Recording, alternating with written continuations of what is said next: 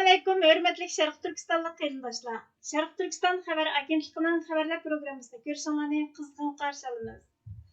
Tövəndə təfsili məzmununu diqqətinizə sunumuz. Aldınqı xəbərlərimizdə biz Xitayning 1-iyuldan başlap yolğa qoyulğan Millatlar İttifaqlığını ilgiri surish qanununun ziyini. Amerikadagi ikki partiyalik bir guruhining Xitoyning Millatlar İttifaqlığını ilgiri surish qanunini ayblaydigan qonun loyihasini o'tirg'a qo'yganligini 30 aprel kuni Yevropa İttifaqı bu qonunni ayblaydigan va Xitoydan bu qonunni bekor qilishni talab qilgan qaror ma'qulligini xabar qilgan edi. Yaxşı sizlar, hamma odam bilib qo'yishi kerak bo'lgan Millatlar İttifaqlığını qo'g'daydigan bir qattiq qonun moddasini tonishtiray. Nurg'un kishilar buni bilmaydi. Millatlar İttifaqlığıga buzg'unchilik qilish qilmishiga qarata teftish mahkamasi davlat va kommunist partiya menfaatini qo'g'daydi.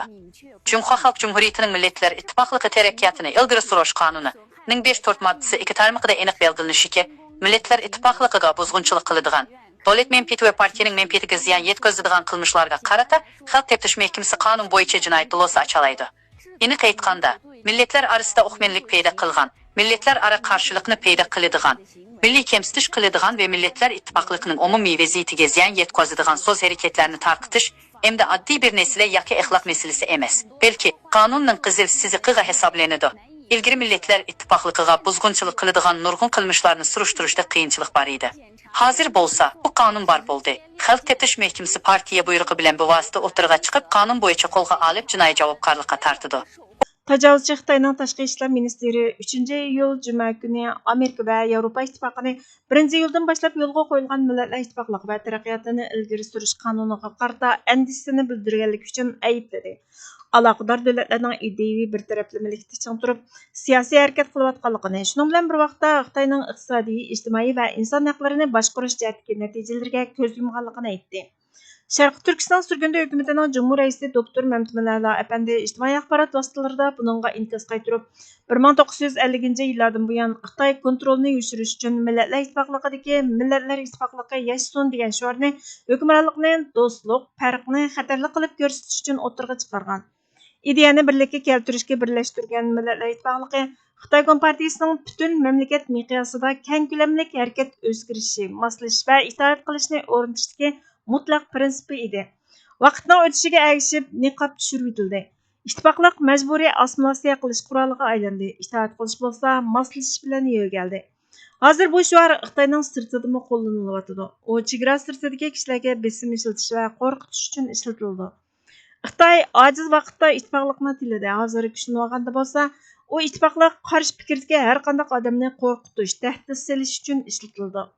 Agar bu andisa davomlashib, bu shuar davomli kengaysa, Xitoy Kompartiyasining xohlagan joyda o'zi bilgudek tartib belgilay oladigan vaziyat shakllandi.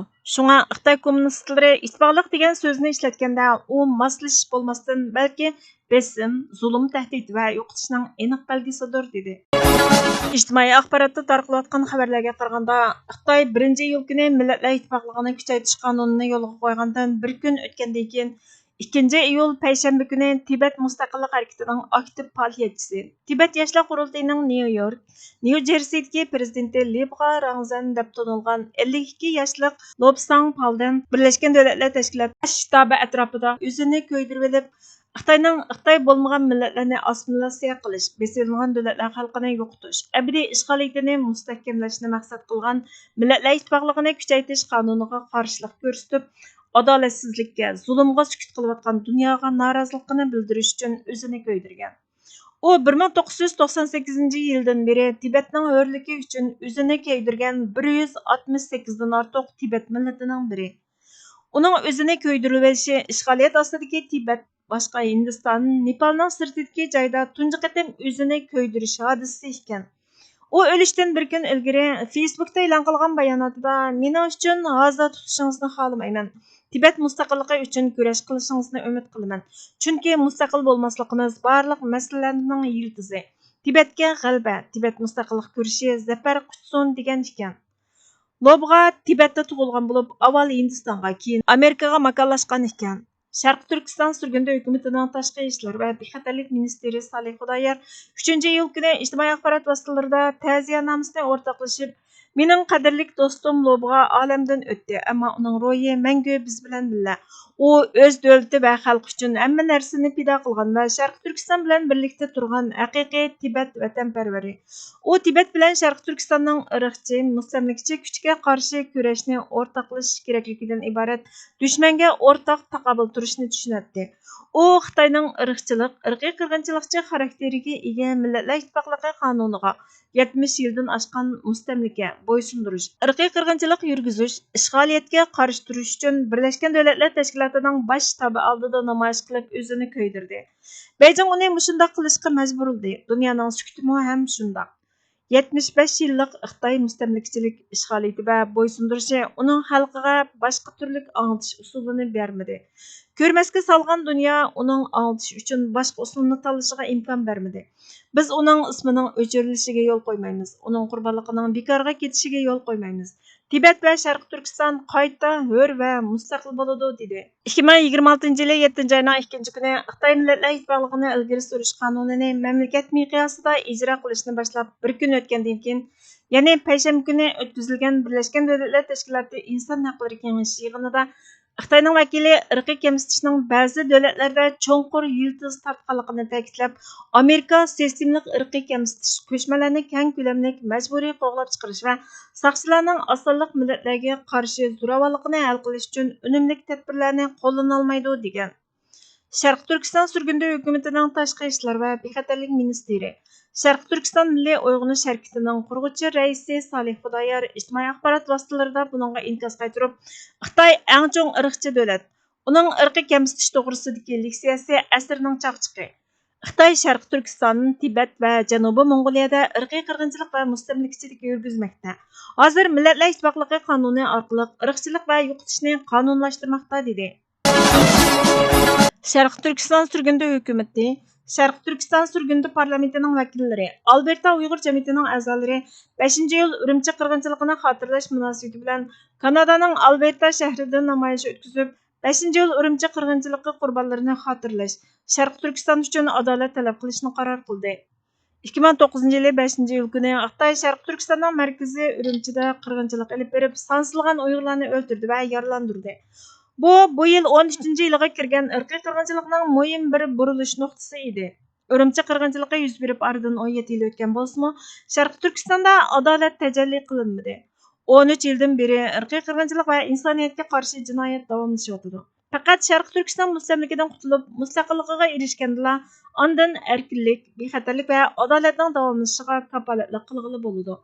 Bu qatimqi namoyish orqali tuvandikilar talab qilindi. Birinchi, 2009 yili 5-iyul kunidagi Urumchi qirg'inchiligi va barliq jinoyatlarning mas'uliyatini surishti qilish. Ikkinchi, Sharq Turkistonni besilingan davlat deb e'tirof qilish. Uchinchi, irqiy qirg'inchilik, majburiy emgak selish va Xitoyning mustamlika hokimiyatini oxirlashtirish. To'rtinchi, Birlashgan Davlatlar Tashkilotining mustamlika ostidagi davlat va xalqlarni mustamlikadan qutuldirib, mustaqillikka erishtirish ahdnomasini ijro qilish. Namoyish 5-iyul yakshanba kuni tushdan keyin soat 1dan 3gacha Alberta qonun chiqarish binosining oldida o'tkazildi. Sharq Turkistonlik qarindoshlar va Sharq Turkiston do'stlarining qatnashishi talab qilinadi. Xitoyga qarshi tanlangan komitet Pfizer shirkatining faoliyatlarini tekshirishni boshlatgan. Xitoyga qarshi tanlangan komitet xabar torining 30-iyun kunidagi xabariga qaraganda, Xitoyga qarshi tanlangan komitet Pfizer shirkatining Xitoydagi faoliyatlarini tekshirishni boshlagan. Xitoyga qarshi tanlangan komitetning raisi John Molinar Pfizer shirkatining bosh ijroiya amaldori doktor Albert Borlaga xat avatib, bu dori shirkatining Xitoydagi klinik dori sinoqlari to'g'risida texim ko'p uchur berishini talab qilgan. Klinik sinoq rasmiy hukumat torbidagi ommaviy uchurlardan ma'lum bo'lishicha, bu shirkat Xitoy harbiy doktorxonalari va Xitoy Kompartiyasi Uyg'ur va boshqa osonliq millat deb atalgan millatlarga qarshi irqiy qirg'inchilik olib berayotgan atalmish Xinjiang Uyg'ur avtonom rayonida klinik sinoqlarda dori taraqqiy qildirmoqda ekan. Rais Molinar Xitoyga qarshi tanlash komitetining raisi bo'lgan tunji yildan boshlab bu masalani o'ttirg'a qo'ygan va 2024-yili 8-oyda yemaklik va dori nazorat qilish boshqarish idorasiga bu haqda xat avatgan. Pfizer qo'llagan sinoqlar Xitoyning atalmish Xinjiang rayonidagi doktorxonalarga chetishliq, nurg'unlari hozirgacha davomlashayotgan sinoqlarning kam deganda 6 va Xitoy Xalq Jumhuriyatining harbiy davolash markazlari va doktorxonalarga chetishliq kam deganda 43 sınaqni o'z ichiga oladi ekan. Hatto Pfizerning Xitoy Xalq Jumhuriyatining harbiy doktorxonalarida ilib borgan klinikalik sınaqlari, bu doktorxonalarda ilib berilgan klinikalik sınaqlar orqali qo'lga keltirilgan sonliq ma'lumotlarning Xitoy Kompartiyasining harbiy biotexnika tadqiqoti, tajribalari va ixtisosliklarni taraqqiy qildirish tirishchiligiga qanday töhfa qo'sha oladiganligi to'g'risida muhim savollarni o'tirg'a qo'ygan. Pfizer şirketining Xitoyda bo'lib atalmish Şinjan'da va Xitoy Xalq Jumhuriyatining harbiy doktorxonalarida klinikalik sınaqlarni elib berish orqali qonsiz faoliyat yoki xato qilmishlar bilan shug'ullanganligiga doir hech qanday dalil bo'lmasmi, Amerika shirkatlarini axloq va bexatarlik xavf-xatariga duchor qiladi ekan. Hatto eng kuchli tekshirish tadqiqotlarimi bu xavf-xatarlardan xoli qolmaydi ekan. Molinarning xati Pfizer'dan tanlash komitetiga tuvandagi uchurlarni berishni talab qilgan. Şirketning siyosatlari, belgilamalari, strategiyalari yoki Xitoyda bo'libmi, Xitoy Xalq Jumhuriyati yoki atalmish Şinjandagi harbiy doktorxonalarda ilib berilgan klinikalik sınaqlarga qarata yaxshi klinikalik amaliyot o'lchimini bayon qilgan boshqa yetakchilik hujjatlar. Pfizerning 2015-yildan buyon Xitoyda Xitoy Xalq Jumhuriyati harbiy doktorxonalarida yoki atalmish Şinjanda ilib borgan klinikalik sınaq soni to'g'risidagi sonliq ma'lumotlar. Pfizerning Xitoy Xalq Jumhuriyati harbiy doktorxonalarida yoki atalmish Şinjandagi klinikalik sınaq va ishlab chiqarish o'rinlaridagi klinikalik sınaqlarda aqliy mulk huquqi va sezgir sonliq ma'lumotlarni qo'g'dash uchun yo'lga qo'ygan tekshirish jarayonlari to'g'risidagi uchurlar. Pfizerning 2020-yildan buyon Xitoy biotexnika shirkatlari bilan tuzgan barliq ijozatnoma, pay huquqi yoki birlashma korxona kelishimlarining tafsilotlari. Xitoyning klinikalik sınaq sistemasi axloqiy kafolatlarning kamchil bo'lishi sababli bemorlarni qabul qilishda Amerikaga qaraganda 3 haftadan 5 haftagacha tez bo'lib, atalmish Şinjandagi Uyg'ur va boshqa sonliq millat deb atalgan millatlarga qatilgan keng ko'lamda ilib berilgan majburiy emgak, majburiy davolash sınaqi, organ yig'ib olish va davolash usullari axloqiy andishlarni keltirib chiqaradi ekan. Atalmish Şinjandagi qo'rqinchli inson haqlari dafsanchiligini nazarga olganda klinikalik sınaqqa qatnashuvchilarning o'z ixtiyorligi bilan qatnashayotgan, qatnashmayotganligidan gumonlanish muvofiq. Bu rayonda faoliyat ilib berish uchun Pfizer şirketi qatnashuvchilarning huquqini qo'g'day olmaydigan sistemadan qasddan foydalanmaslikka kafolatlik qilish uchun texmi ehtiyotchan bo'lish kerak ekan. Xitoyga qarshi turish va Amerika biotexnika shirkatlarini qo'llash uchun Trump hukumati yaqinda Yemaklik va dori nazorat qilib boshqarish idorasining Amerikada dori taraqqiyot va tasdiqlash jarayonini 6 oydan 12 oygacha qisqartirish mumkin bo'lgan birinchi bosqichli klinikalik sınaq uchun bir sınaq programmasini taraqqiy qildirayotganligini e'lon qilgan. Mayda Molinar Yezigilik Ministerligining 2027-yillik mablag' yurishtirish qonun loyihasiga Yemaklik va dori nazorat qilib boshqarish idorasining Xitoydagi klinikalik tadqiqot markazidan erishgan har qanday klinikalik sonliq ma'lumotlarni qabul qilish, tekshirish yoki baholashni cheklaydigan bir moddani kirgizgan. Uyg'urlar 500 yildan beri buni 3 huquqliq kontrol qilishning ostida yashab keldi. Bu huquqlar ularni kollektiv jazolashning bahona sifatida qo'llanildi. Birinchisi, Abba Xo'ja davri, kofirlik. Ya'ni Muhammad alayhissalomning nasabiga qarshi chiqish jinoyati. Ikkinchisi, Mao davri, aksil inqilobiylik, ya'ni sotsializmga qarshi chiqish jinoyati. Uchinchisi, Jiang Hu Shi davri, terrorizm, ya'ni Xitoy mustamlikasiga qarshi chiqish jinoyati. Bu üç hukum Uyg'urlarga ideviy zo'ravonlik qilish, jazo yurgizish va tozalash elib berishning tubki asosi bo'lgan. Bular ham Uyg'urlarni uydan harakatigacha kontrol qilishning vositasi sifatida qo'llanilgan. Buning og'ir ta'siriga uchraganlari kallasida o'zini sinozor qiladigan bo'lgan. G'oyat zo'r o'rgatilgan chorsizlik yetishtirilgan. Hatto ba'zilar uchun bu hukumlarga qarshi chiqish ularning asabiy qarshiligini qo'zg'aydigan holatgacha taraqqiy qilgan. Chunki ular bilib bilmay o'zini kontrol qiluvchilarning o'ziga tangan va ichkilashtirgan bu hukumlarning eng sodiq va eng g'aljir qo'g'duvchilariga aylangan. Qisqasi, hukumliq zo'ravonlik Uyg'urlar uchragan ham me'lim uchrayotgan eng og'ir ideviy va ro'yi zo'ravonlik. Ularni ich-ichidan bo'g'ib kelgan ko'rinmas sirtmoqdir. Sharqi Turkiston surgundi hukumatining Jumhur raisi doktor Mamtimin. Bugungi xabarlarimiz bu yerda oxirlashdi. Bizga vaqt ayirganingiz uchun ko'p rahmat. Kelar qatimki programmamizda ko'rishguncha Allohga omonat bo'lgaysizlar.